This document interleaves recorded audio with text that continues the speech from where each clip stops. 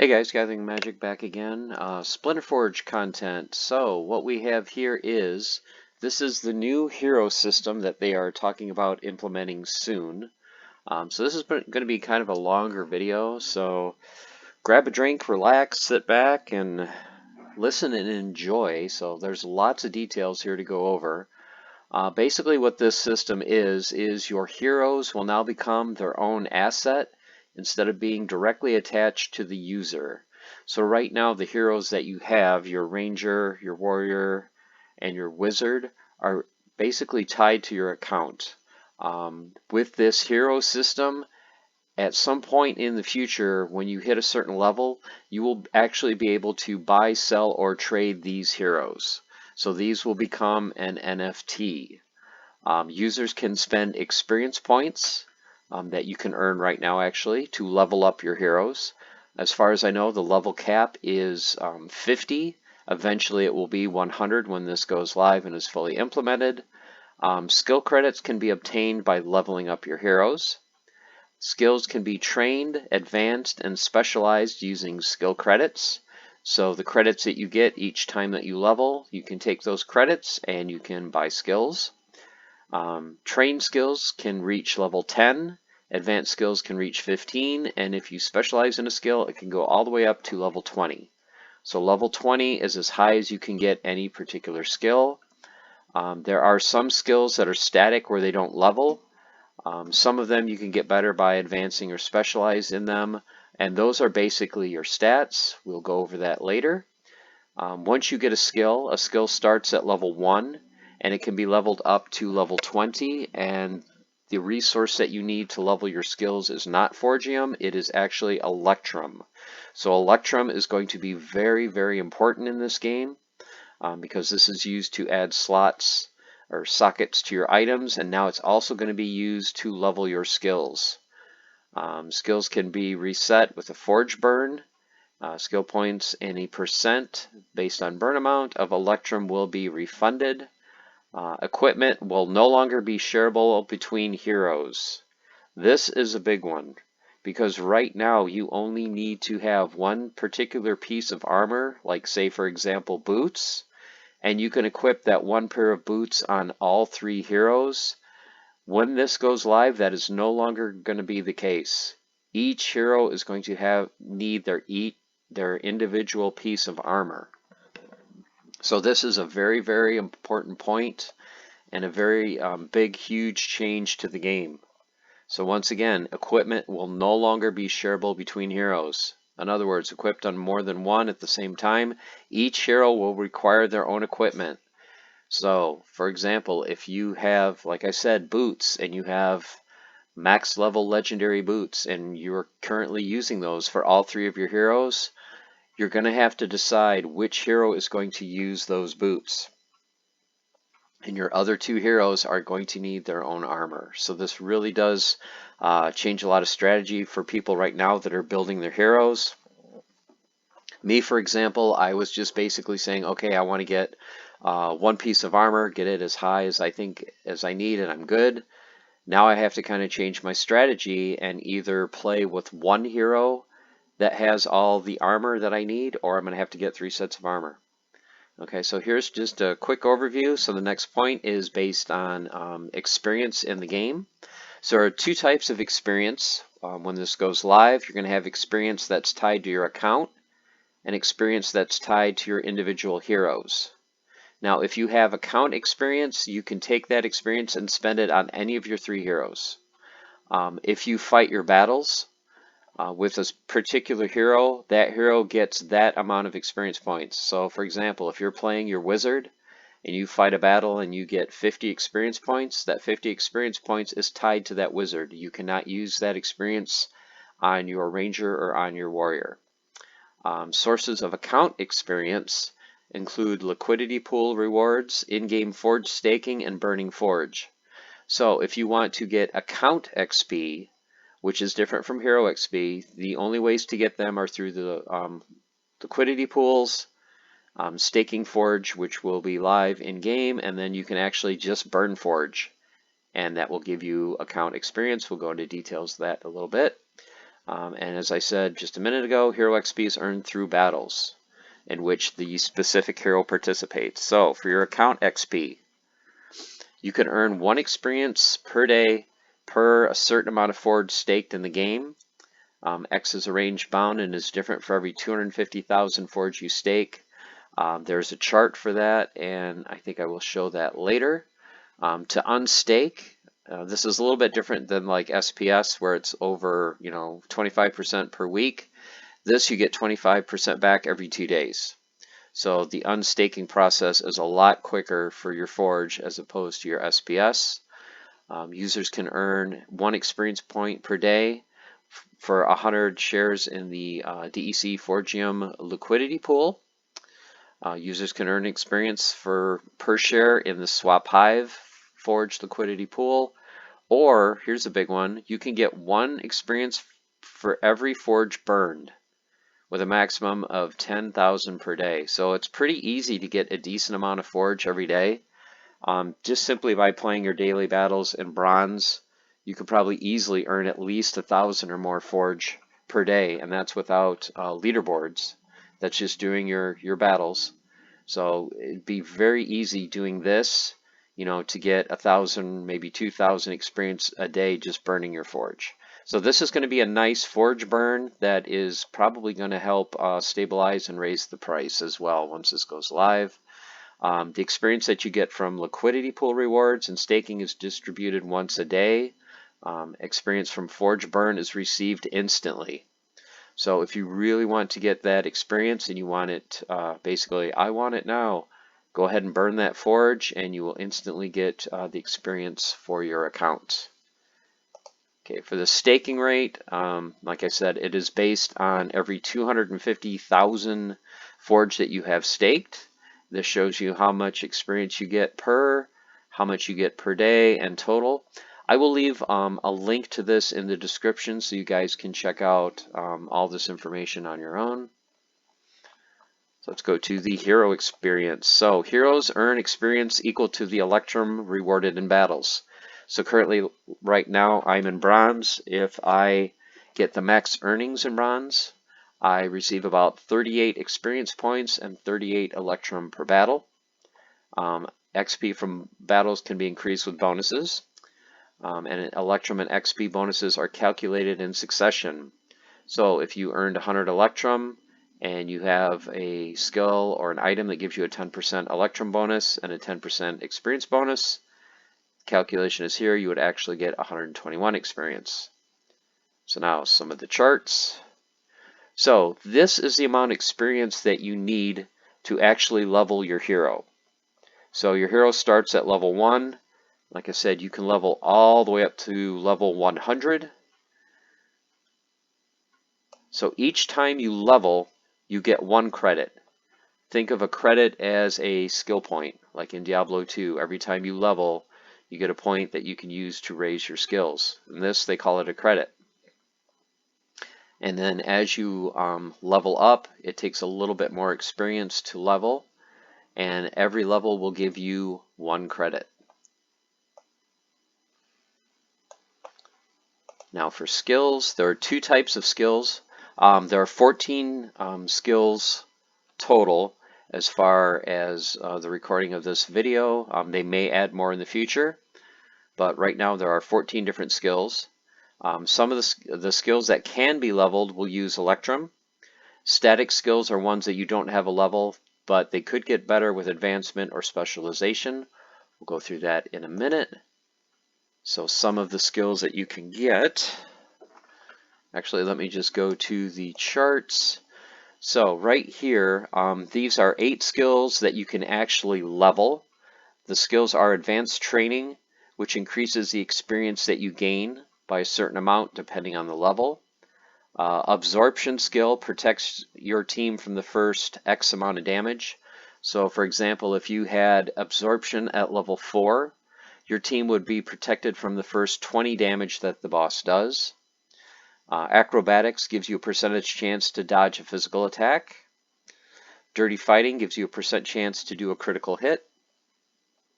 Sweet Spot increases your critical hit damage by a certain amount, certain percentage. Electromagnet, and this is going to be a major one. I think a lot of people are going to go for it. This increases your Electrum rewards by a certain percentage. Even at level 1, you're going to get 4% Electrum increased to any time you would earn Electrum. As you can see in the charts coming up, as far as the Electrum costs that you need to level these skills, you are going to want as much Electrum as you can get. So anything you can do to increase your Electrum earning amount, you're definitely going to want to do as much as you can. Nullify gives you a percentage chance to absorb a magical attack. And then finally, Mage Shield will add some armor, and your magic attacks will hit that shield first.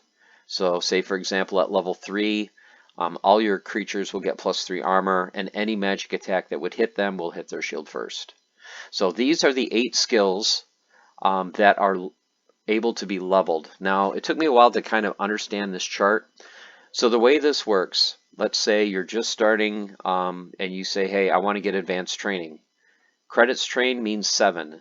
So you have to have 7 credits to unlock this skill. So that means you have to have a level 8 character. So a level 8 character will have 7 credits available. You could spend all of them to get advanced training. Now you've unlocked it, and you can level it all the way up to level 10. If you want to go to level 11, then you're going to have to spend an additional 6 points to unlock the advanced tab. So spending an additional 6 credits, it will unlock advanced training all the way to level 15, and this will give you a 30% bonus to XP gained. If you want to get all the way to level 20 and max this out and get a 50% experience gain percentage, you'll have to spend another 5 points to unlock the last 5 levels.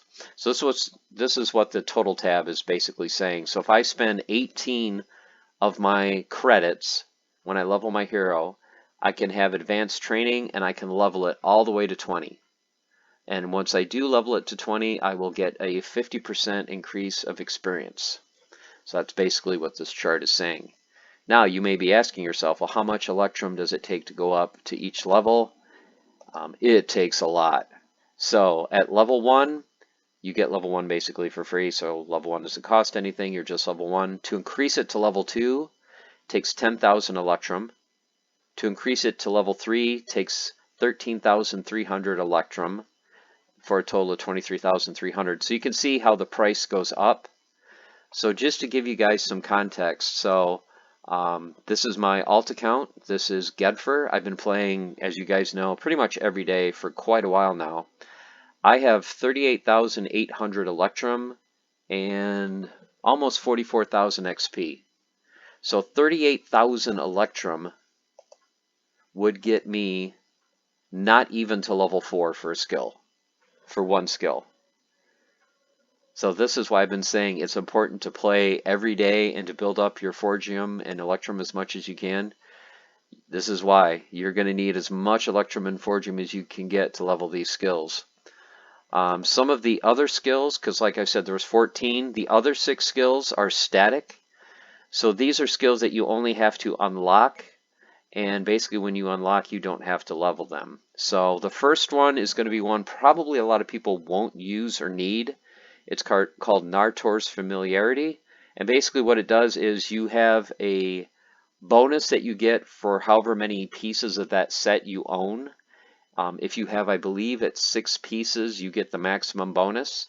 Well, this basically reduces the set requirements by 1 piece. So let's say you wanted to get the bonus for 4 pieces, you only have 3. You would get Nartor's Familiarity. It would cost you 15 credits. And now you would be able to get that bonus for 4 set pieces, even though you only have 3. So you only have to train in it. It doesn't cost anything other than just the 15 credits. It won't cost you any Electrum, and you will have that ability. But like I said, I think very few people will need this, except for people that are playing at the highest level and have a lot of Nartor's pieces. Force Master. This will allow you to play with 1 more monster on your team if you have a hero that is using 4 different force runes. So this will cost only 6 credits and will allow you to play an extra monster in battle. And the last 4 are basically just stat increases. So For example, for your speed, if you spend 6 credits, you will get +1 speed to your hero. Now the only thing that I'm not sure on this is, like, for credits for advanced, it will cost an extra 5, and it shows 2. Does that mean 2 total, or you add another 2 to the speed? So would this be a total of 2 speed, or would this be 3 speed? That I'm not sure. I'm thinking that probably this will be the total amount. So your total will now be +2 speed. So if you wanted to get +3 speed, you would have to spend a total of 15 points, and you would get +3 speed on your hero. The last 3 stats I really don't think are worth it. I mean, I don't know why you would spend 9 credits for leveling to simply get +3 health. I mean, you can get that with, what, a ruby, and then you're not spending your stat points, but it's just an option. So these are the other skills that you are available to get. Okay, so this is the Electrum costs, as I went over. The static skills I just went over. A new item slot. Here's something that's cool as well. With the introduction of the hero system, there's going to be one new item slot to fill on your heroes. And this item is going to be called a relic. And the relics will only be obtainable from this adventure mode. So if you go to Splinterforge and you click on your hero, these are all the slots currently where you can put an item. There will be at some point another box on this page, and that will be an icon for a relic. So once you earn a relic in adventure mode, that will be something else that you can equip on your hero. Hero evolution. A subsystem in which you can evolve your heroes to a higher form and make them tradable. Hero evolution will require evolution essence. Now, evolution essence is the only thing that you, or one of the 2 new resources you can get from doing the Electrum Mine. And the Electrum Mine is basically what they're calling adventure mode. To progress through the evolution ranks, evolving your hero will provide additional skill credits. So this is another way you can get some more credits to buy skills for your hero. So there's more info coming soon. I will show you too when I go through the adventure mode how you get and how hard it's going to be to get these essences. I believe from what they talked about in Discord, your hero is going to be able to be tradable, I think, when you hit level 50 is the plan right now. So you're not going to be able to trade like a level 2 or level 10 hero. You're going to have to level your hero to 50, and then you're going to have to get a certain amount of this essence. Think of it as in Splinterlands, if you have a soulbound card, and this essence will basically unlock that soulbound card to make it sellable. That's my guess from this. New item slot, one new slot for your heroes, and then, like I said, relics will be an item only attainable in adventure mode. So that is it. Now, you may be saying, okay, that's a lot of information, sounds cool, so you're going to want to get as much XP as you can, get as much Electrum as you can, but what is this adventure mode thing? Well, let's go over that. So, what they're calling survival mode is an Electrum Mine Run. So you're basically going to enter a dungeon, and it's another play mode to use your Splinterforge heroes and Splinterlands monsters. So what you're going to do is you're going to gather your 3 heroes.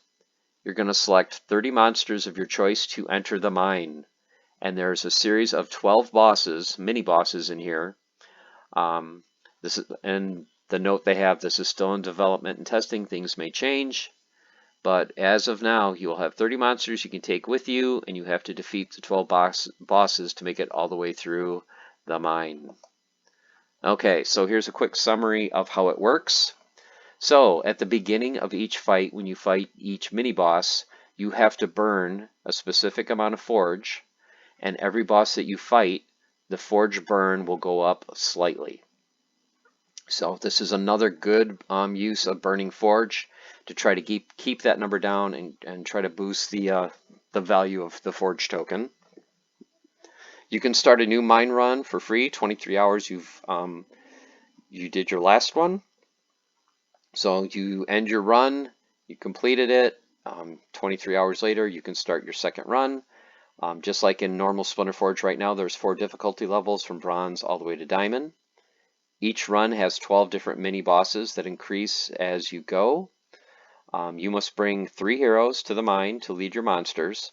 So you have to have a warrior, you have to have a wizard, you have to have a ranger. And you may be saying, well, I always have those. Well, if at some point in the future you sell one of your heroes, you're going to have to get another one of the same type so that you do have 3 heroes to bring into the mine.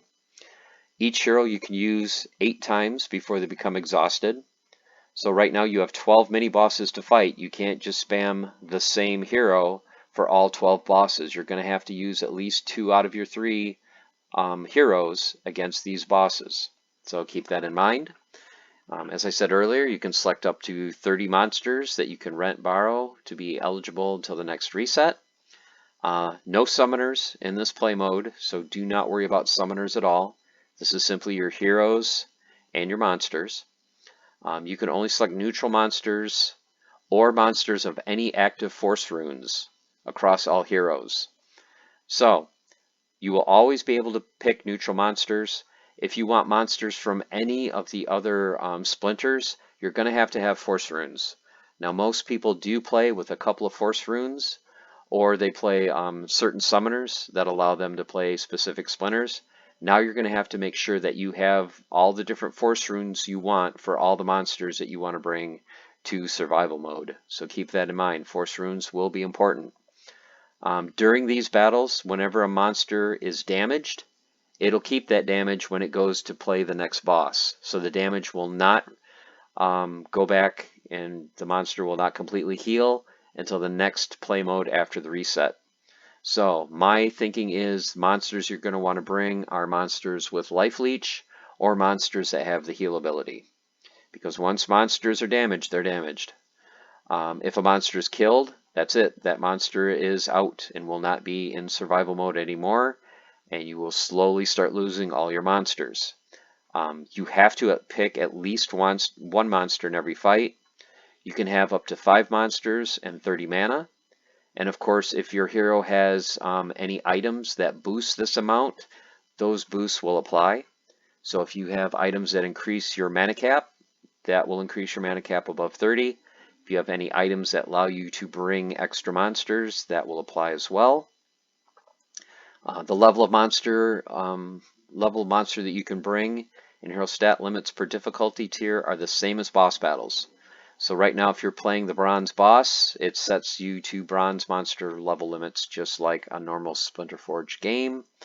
And your rewards for doing and killing each mini boss, your rewards are going to be either Electrum, Experience, Evolution Essence, which is a new resource, or Relic Fragments.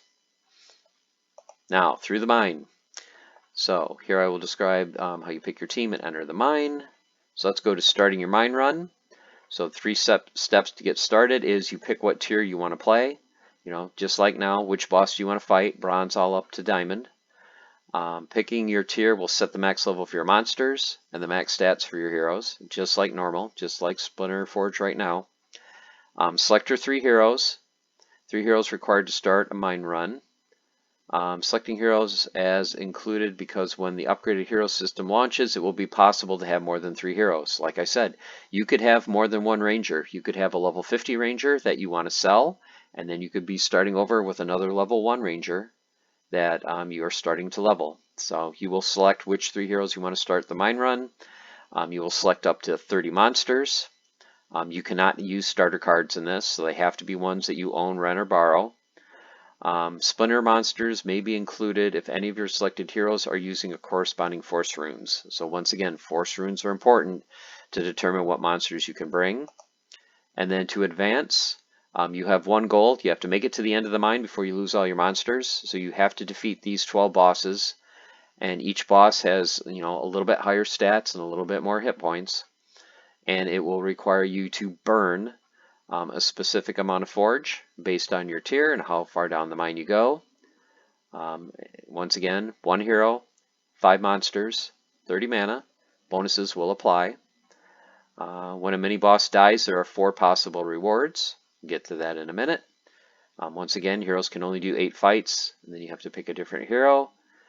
Heroes do reset at the beginning of each fight. So unlike monsters, where if a monster takes damage, and say he has 9 hit points and he's down to 4, start of the next battle he'll have 4, your heroes will refresh to full health at the beginning of each fight. So that's one bonus to this.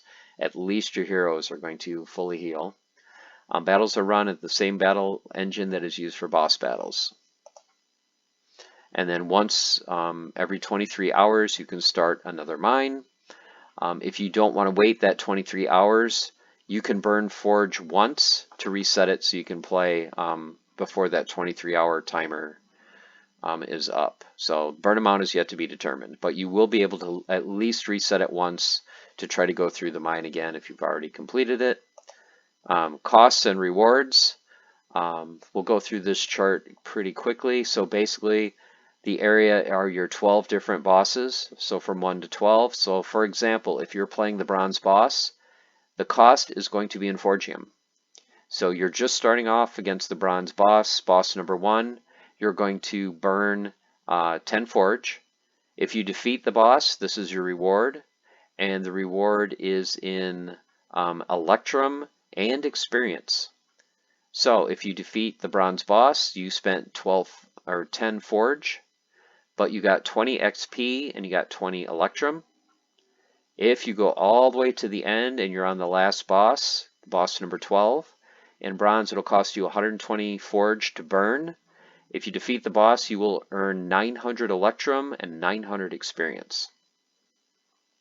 So you guys can look at this chart and just kind of see what the costs and what the different rewards are. The 2 new items in the game are relic fragments. Not sure how many relic fragments you're going to need to make an actual relic. They have not released those details yet. But this is going to be a new reward that will be used to create relics for the hero slot that is coming in the updated hero system. So I'm very excited to see how many fragments are you actually going to need to make one, and what kind of bonuses and stats do these relics actually give you. So that has not been released yet. The evolution essence is the second reward, and this is used to raise the hero's evolution ranks. Once again, they have not released a lot of information on that, but it sounds like you're going to need a certain amount of this essence to basically unlock your character and make it tradable or sellable. These new rewards are not guaranteed. They have a percentage chance to be won using the formula below. You could get one, you could get neither one. So the way this will work is, let's say you are fighting the bronze boss, boss number 1 in bronze.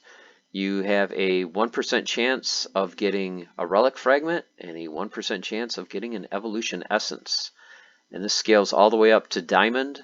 So in diamond, if you fight the first boss, you have a 4% chance of getting a relic fragment or an evolution essence. And if you make it all the way to the end and you defeat the 12th boss in diamond, you have a 48% chance of getting relic fragments or an evolution essence.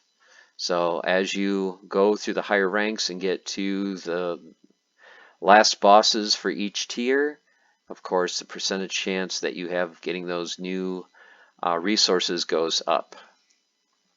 So, a lot of information, a lot of things going on. Very exciting. If you guys want to check this out, I believe this is still going live on the test server. Have not played it again since I got back from vacation.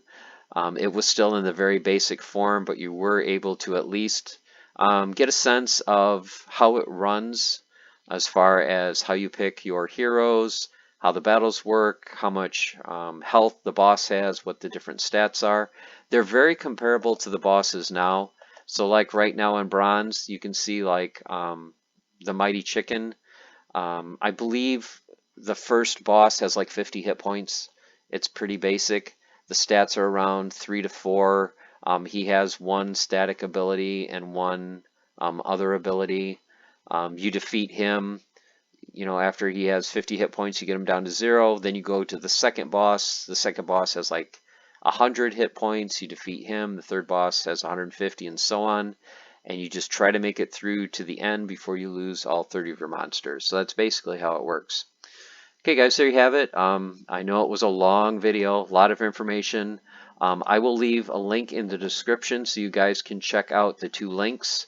One specifically talks about the survival mode, and the other one talks about the hero system. So you guys can check it out and read it at your own pace. If you have any questions on this, please let me know, and I will answer the questions as soon as I can.